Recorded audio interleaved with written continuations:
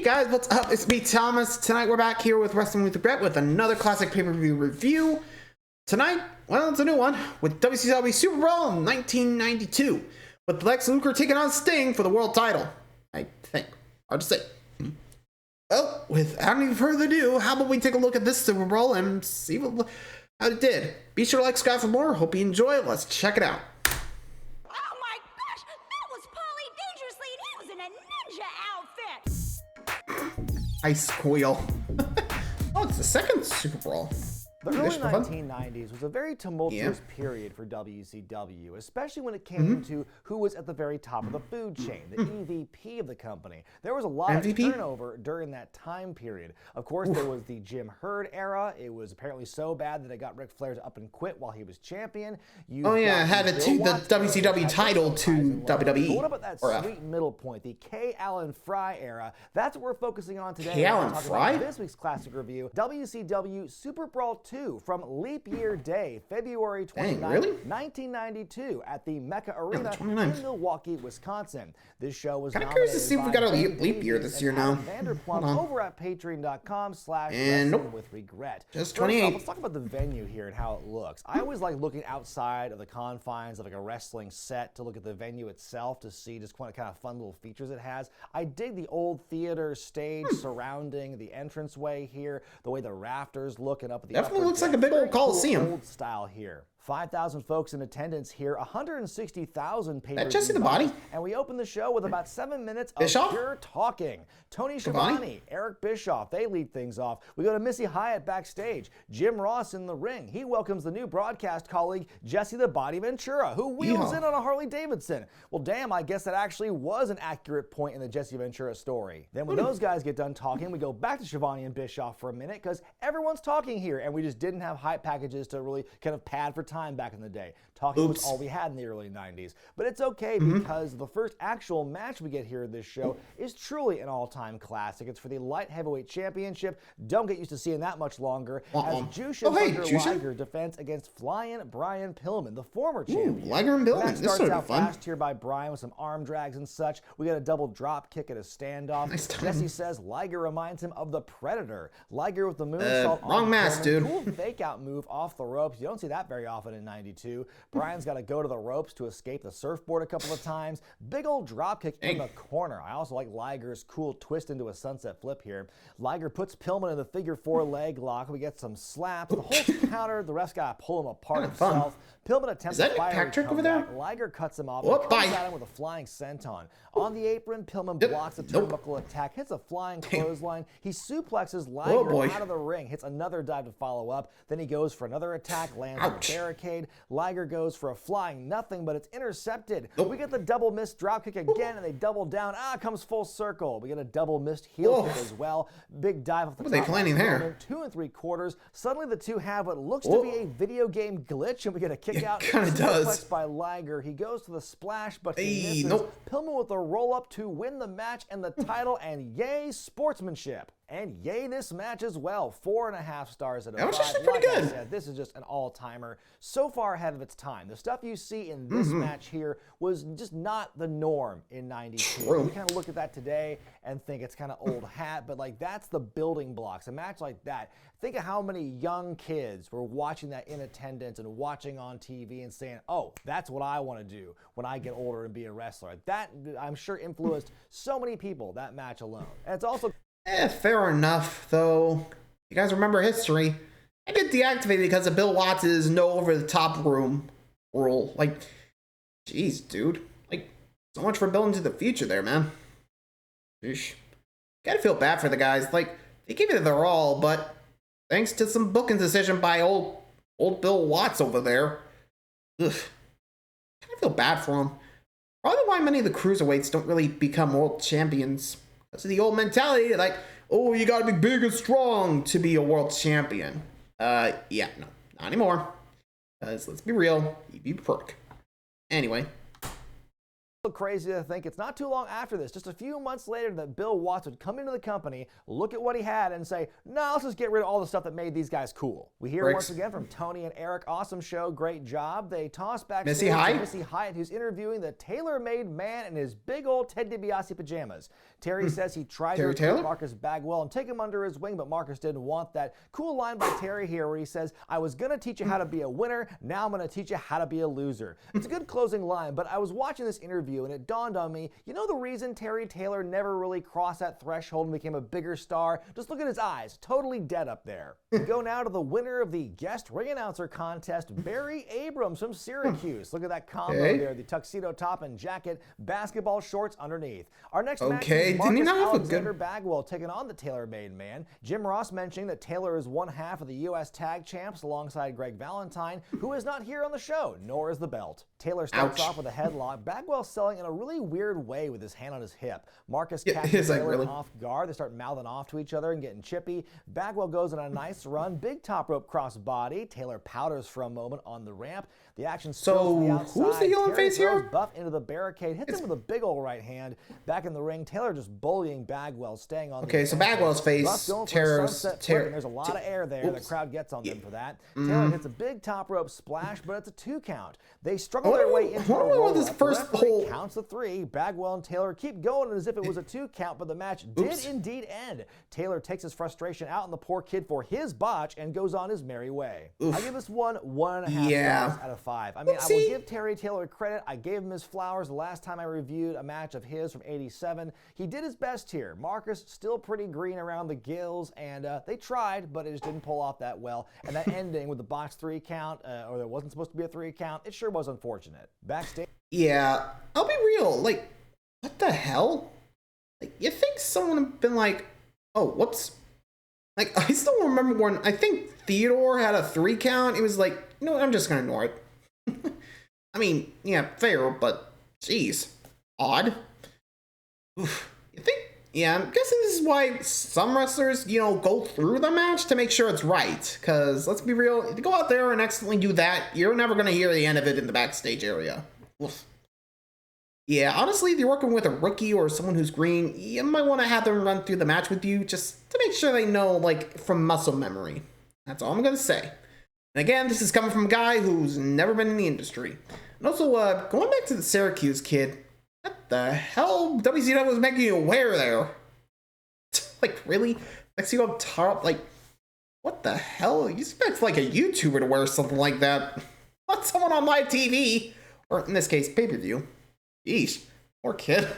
Moving on.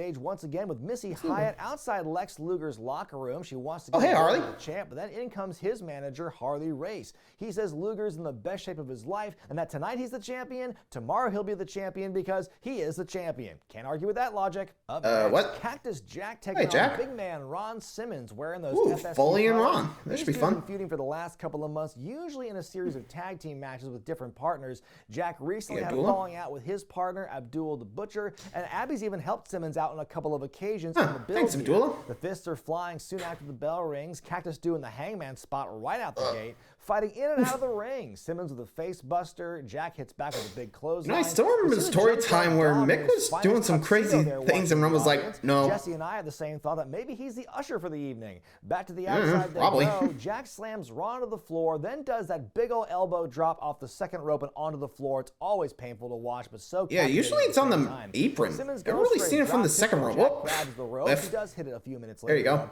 Goes for a charge, but flies through the ropes and onto the ramp. Jack following him out, but he eats a spine buster on there. By the way, shout out Masters to that of the Frankensteiner to their sign when they ran out of room. Back in the ring, Jack flies off the turnbuckle. There's the power slam. Midair and 1, 2, 3. Slams him for the 3 count. I love that finish there. Suddenly, Abdul the Butcher shows up and beats up Simmons. Turns out that he and Jack are a team once again. Down comes the Junkyard Dog, and now we see he was wearing jeans below that cummerbund. He helped save the day. I give it 3 stars out of 5. Yeah, great match, just odd ending. 2 big guys just beating the hell out of each other, having a brawl. You love to see it. Even though some of the stuff that Foley does at this point in his career, you can't help but cringe knowing like how it's going to contribute to his long-term health down the line. It's still really fun to watch. Something you really never think of. Still makes his opponents look like beasts for absorbing that, and for Simmons. I wonder how some of the high flyers would think, like looking back at their careers, like, wow, I can't believe I did that. He comes in and Abdul the Butcher comes in. If you want to find out where this all leads to or where it doesn't, you can watch my Wrestle War 92 review. Up next, a real universe mode match on hand here as Vinny Vegas and Richard Morton team up to take on Van Hammer and the Z-Man.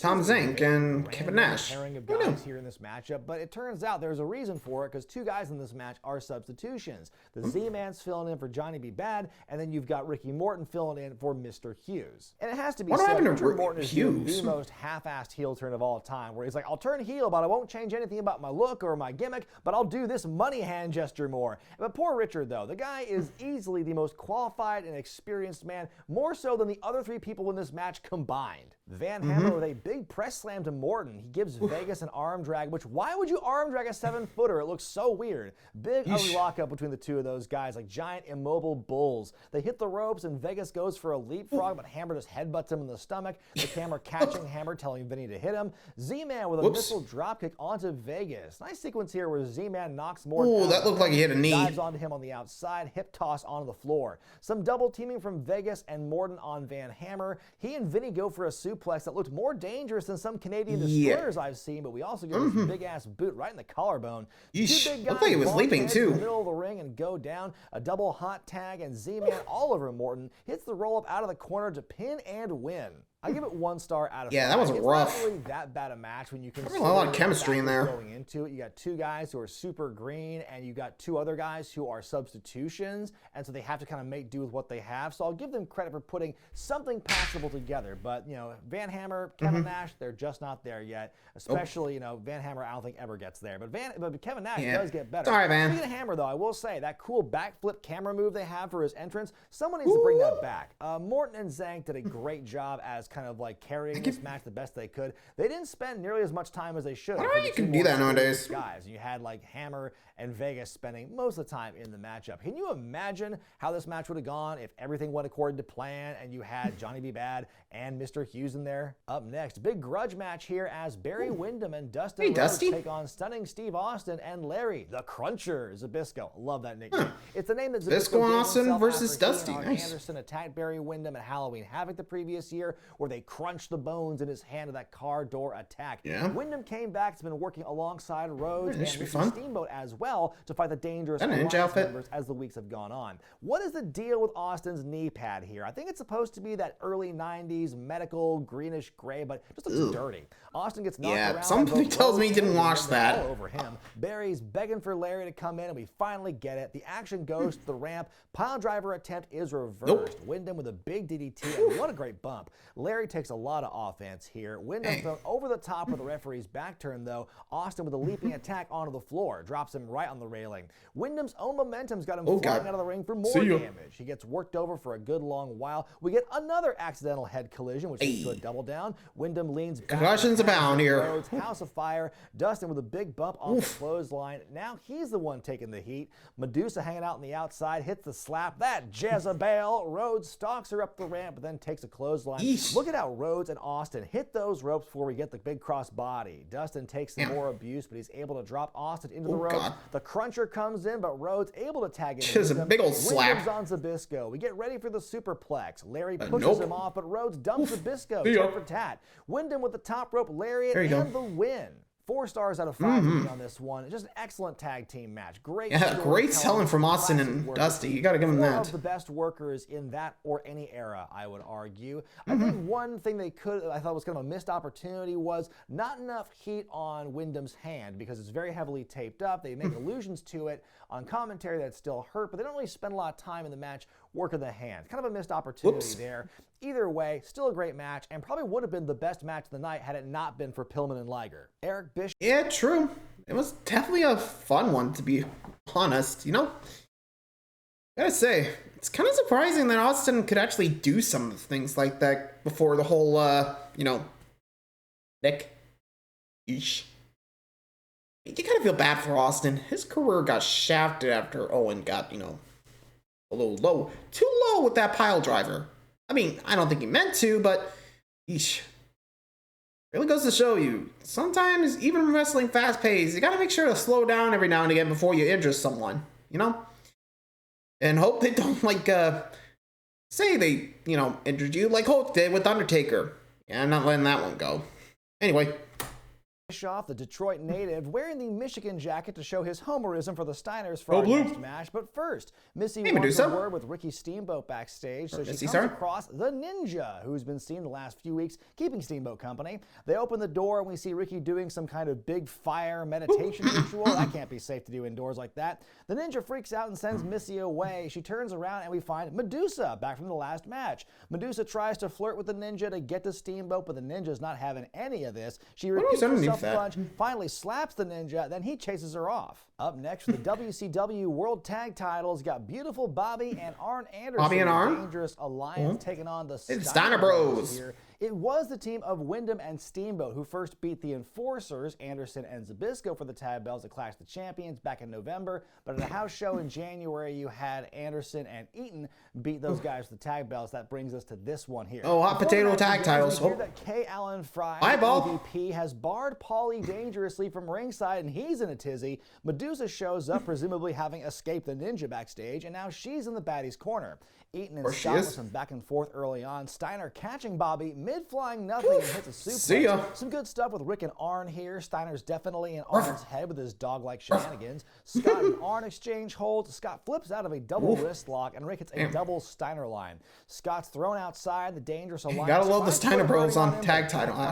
On the ramp, Bobby bounces off the ropes, and Scott hits a tilt-a-whirl nearly missed slam. that. Some guys in the crowd now chanting, "Break his back," and "We want blood." Sort of a doomsday device by the Steiners here. Rick goes the top rope bulldog, but lands right into a low blow. Eaton and Anderson take over for a bit. Scotty's in now, but he gets cut off. Arn throwing Scott into his own partner, Bobby, for some more damage. Poor Bobby. With a beautiful knee drop on the top rope. We get a 2 count. More good teamwork against Scott. Referee is distracted as to think Scott would be the one to become a world title or world champion instead of Rick. Bobby's knee, but it backfires, and now Rick's been tagged in. Arn's got Rick on his shoulders, and Bobby goes for a dive, but Rick kind of catches him and slams him, reminiscent of WrestleMania 9. The pin's that looked a little off, though. Bulldog. Pin's broken up again. Medusa gives Arn some mysterious powder and throws in Steiner's face. The blinded wrestler hurls the referee on accident. New ref comes in. Scott hits the Frankensteiner onto Bobby, who is not the legal man. The cover and the win. The Steiners are declared the new champions. Or are they? The old dusty finish, folks. The Steiners are disqualified, and the Alliance remain the tag team champions. I give it 3.5 stars out of 5. Despite the disappointing dusty finish, I still think it was a great match. These guys had great chemistry. Wait, do we still use that? I mean, I hope we don't, because let's be real,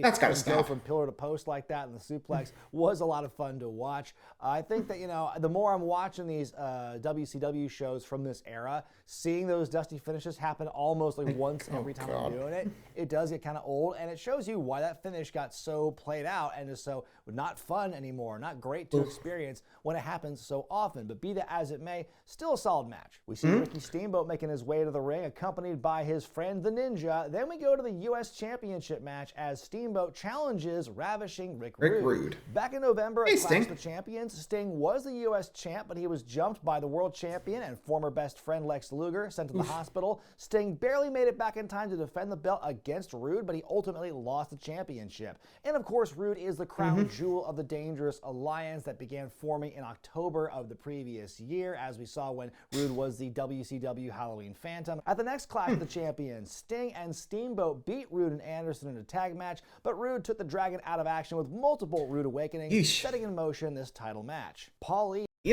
Funny thing, I kind of, if we go back to WWE for a second, nowadays the U.S. title is getting a lot of attention.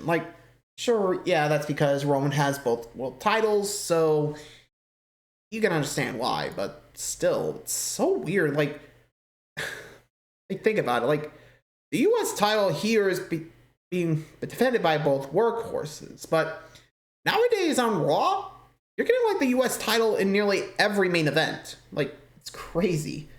But it really makes you wonder when they're going to separate those two titles again, I mean, think about it. Anytime the two titles are either merged, they're separate.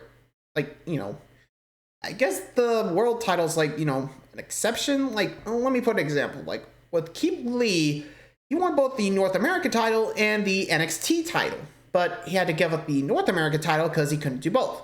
But when you're the world champion, apparently not. Seriously, huh? I always find that weird. Anyone else, or is that just me? Anyway.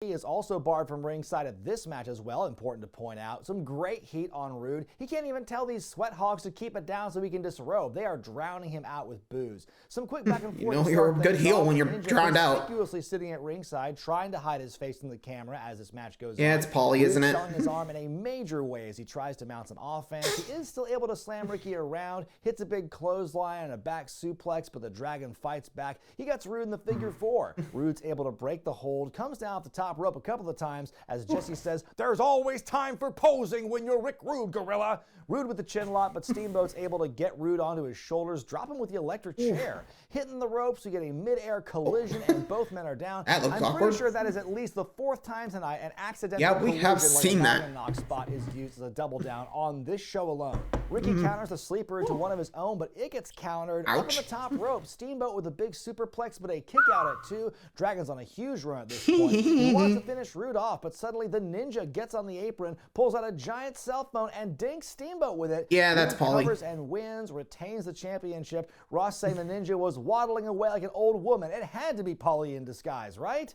I also give this one 3.5 stars out of 5. Yeah, so far, pretty good. I love the selling. Pretty good Superbrawl aside from the, Vinny Vegas match. I mean, just great work with the two of them overall. The fact they kept cutting away to the Ninja at ringside while also telling you, that's a huge tell. Barred from ringside, you won't be seeing him in this matchup. Well, it's a definite red flag and a dead giveaway. That's what's going to happen. I had not seen. Yeah, I mean, we did see the Ninja run off, so watching it for the review, and I could, that's what's going to happen, and sure enough. But Yep. even that wasn't enough to really take away from the work that Steamboat and Rude did. These guys would have a better match though at Beach Blast 92.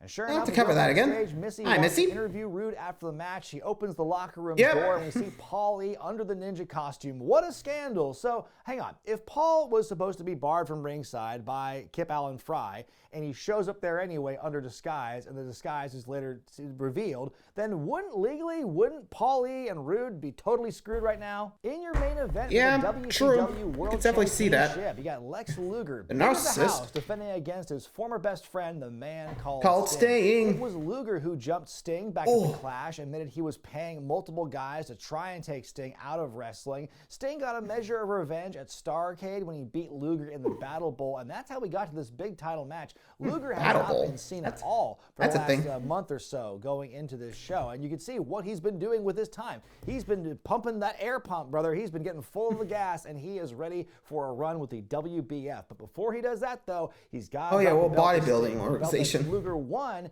in Ric Flair's absence. This took, back at Great American Bash 91, it was Luger and Wyndham in the cage for the championship. Wyndham, last-minute replacement. Luger winning that match, winning the championship, turning heel, and now this is supposed to be kind of the emotional apex of this storyline. Luger and Sting. It's well known. They're really good friends, or they were. And despite all that, there's really, there's no build for this because Luger's been gone for the last month. Yeah, remember, this is supposed to be Ric Flair, but considering he left, Luger's got to be the stopgap. Sorry, bud. I wonder. To me, the high point of this match was right after the bell rings and before they even lock up, when they're just standing in the ring and having this conversation. You don't know what they're saying. I can't read lips, and it's not mic'd up or anything. But to me, it just felt like it's, Sting is frustrated at Luger because the title's driven this wedge between the two of them. And this conversation feels like, we're about to do this. All this friendship out the window, up in smoke, because we're going to have this fight now. Let's do it. And I loved that. I mean, that was the story that I kind of painted in my head, but that was a lot better than the story they told in the ring after they started locking up. Sting hits a splash early on, but Luger shakes it off and counters with a huge clothesline out of the corner. Big slam, already calling for the torture rack, but Sting fights out of it. We get the rack on Luger for a second. Sting goes to the Scorpion Deathlock, but Luger is able to escape to the ropes, gets his momentum back, wearing down the Stinger, hits his opponent with a low blow. The referee misses. Luger with a feckin' sloppy-looking pile driver. Didn't get all of it, says Jesse. Sting starting to Glad he didn't break a neck there. Rubs Luger's face into the canvas. Luger begging off. Oh no, not the back rake. Goes for a running attack, but he goes flying over the top rope instead. On the outside, Harley goes for a pile driver on the Stinger, but he fights out. Nice try, dude. Top rope crossbody, the cover, the 3 count. That was abrupt. Sting wins and becomes the world champion for the second time in his career. Nice job, Sting. The good Lex Luger matches on this channel has come to an end. I give this one 2 stars out of 5. It was an okay match, just like not befitting that of a pay-per-view main event for the championship between Harsh two but fair. former best To be friends honest, turned bitter harsh but rivals, fair. as the tagline of this pay-per-view suggests. It was just, you know, there's so much drama you could get from this, and there just wasn't there because, like I mentioned, Luger was gone for the month before this show because he was getting ready for WBF, and he just wasn't on TV. You don't have that interplay, you don't have that emotional pull, and it's just, it shows that you don't have it here because, and yeah, Luger seems to have fallen that in. one's on I'm not gonna Luger lie, here, it's definitely. not a great Luger match. He does his job, does the business, and gets on out of there. Definitely not Sting's greatest world championship victory, especially when you compare to his last one against Ric Flair at the Great American Bash.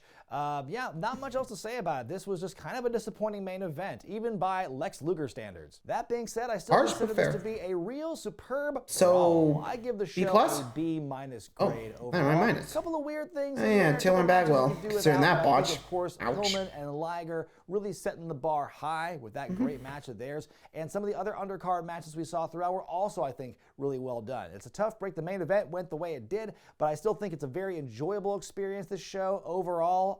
Total, you know, just great storytelling from front to back, especially the stuff with Dangerous Alliance, Rude and Steamboat. The tag matches were really good, except for the really randomized one we had. But besides that, yeah, really strong show. You should go check it out if you haven't. Oh.